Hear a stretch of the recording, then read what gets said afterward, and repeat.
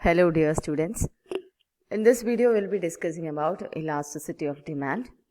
What are the different types of price elasticity and also how elasticity can be calculated. What are the methods of calculating elasticity of demand. So moving over to what is elasticity. The rate of change in one variable in response to change in another variable. So when we discuss about this concept in physics, it is related with the stretching of an item when a force is applied to it. But in economics, elasticity means it is the rate of change in one of the variable in response to change in another variable. ഒരു variable വരുന്ന മാറ്റം മറ്റു variableനെ എങ്ങനെയാണ് എത്ര റേറ്റിലാണ് change വരുത്തുക എന്ന് പറയുന്നതാണ് elasticity പറയുന്ന concept. And there are different types of elasticity of demand. അപ്പോൾ ഡിമാൻഡിൻ്റെ elasticity എന്ന് പറഞ്ഞാൽ the rate of change in demand due to change in some other variable എന്നുള്ളതാണ് നമ്മൾ എക്സ്പ്ലെയിൻ ചെയ്യുന്നത്. അപ്പോൾ elasticity of demand തന്നെ different types of elasticity ഉണ്ട്.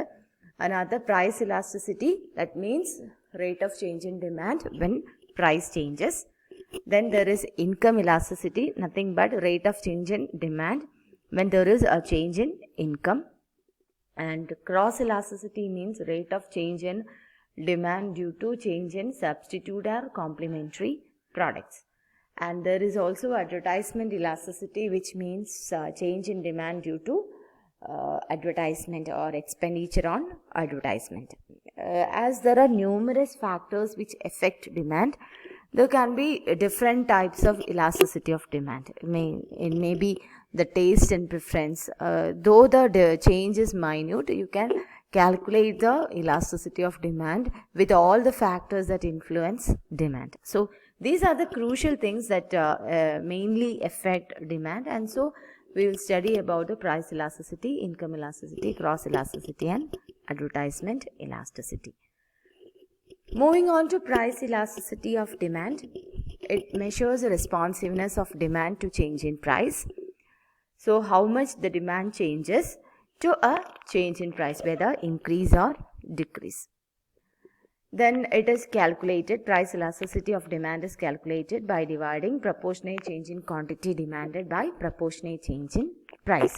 So how to find out this proportionate change in quantity demanded?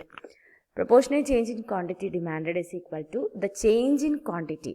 പ്രൈസിൽ മാറ്റം വരുമ്പം ക്വാണ്ടിറ്റിയിലും മാറ്റം വരുമല്ലോ. ആ മാറ്റം വരുന്ന ആ ചേഞ്ച് എത്രയാണോ divided by original quantity demanded. അങ്ങനെയാണ് പ്രപ്പോർഷനേറ്റ് ചേഞ്ച് ഇൻ ഡിമാൻഡ് കാണുക. പ്രപ്പോർഷനേറ്റ് ചേഞ്ച് ഇൻ പ്രൈസ് എപ്പോഴെങ്ങനെയായിരിക്കും കാണുക? Just guess it out. Proportionate change in price is equal to change in price divided by original price. So that is how we find out this proportionate change. And when you divide the proportionate change in quantity demanded by proportionate change in price, you will get the elasticity of demand. Along with that, you can know how you will calculate income elasticity also. Income elasticity, how it will be?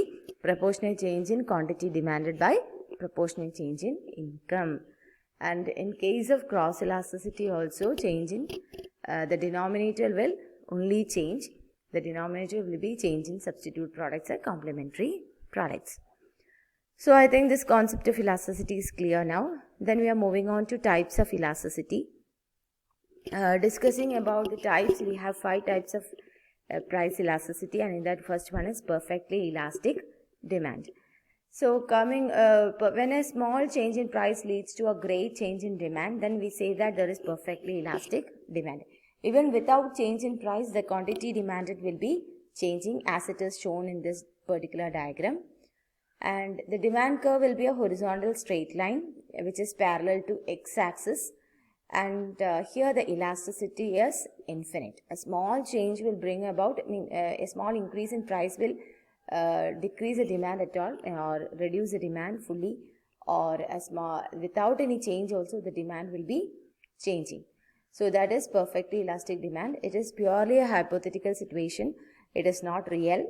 You cannot find a product that is having perfectly elastic demand. It may vary. So hope the perfectly elastic concept is clear. This we have already discussed in our meet. So it's just to make you remember.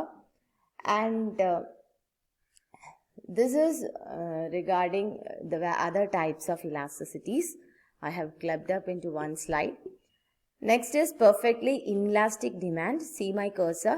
It is perfectly inelastic demand. In this, you should keep in mind that x-axis represents quantity demanded and y-axis represents price. And in perfectly inelastic demand, whatever be the price, the demand will not change. Maybe this is in case of essential commodities like medicines and all, in which even though the price increases or decreases, you will buy only the required quantity. And in this type of products, the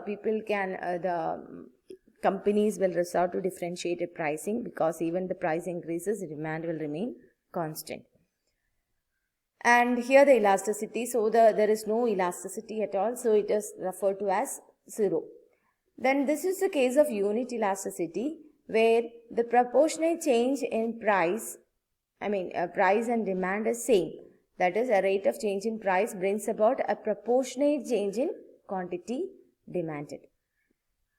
See, here this is a change from here to here, and the same proportionate changes being brought in demand also. So when there is proportionate change, or when the rate of change is same, then there is unit elasticity is equal to 1. Then relatively elastic means a small change in price will bring about more than proportionate change in quantity demanded. That is, elasticity will be greater than 1.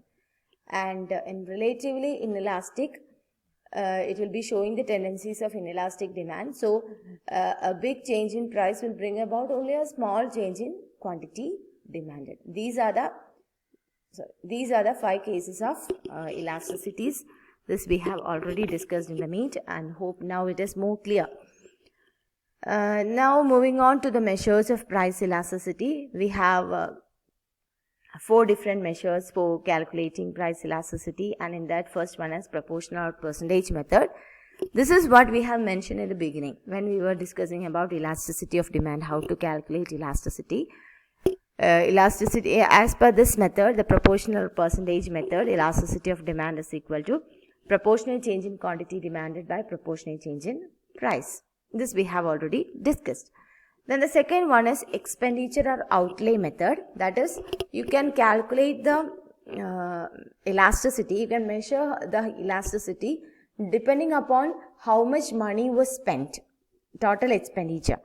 So in that, there are 3 cases, the 3 ways in which you can understand.